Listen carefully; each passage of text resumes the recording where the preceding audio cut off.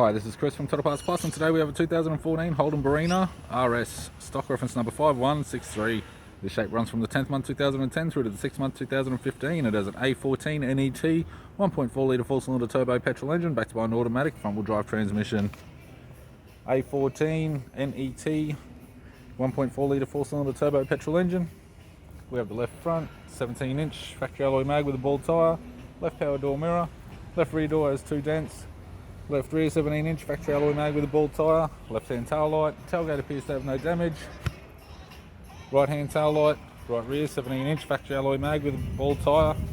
Right rear door appears to have no damage, right front door has one small dent, right guard appears to have no damage, right power door mirror and a right front 17-inch factory alloy mag with a ball tyre.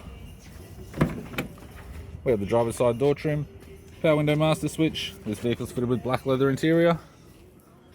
Automatic console, automatic gear shifter, heated controls, touchscreen media player, interior mirror, courtesy lamp, left hand sun visor, right hand sun visor, and the instrument cluster.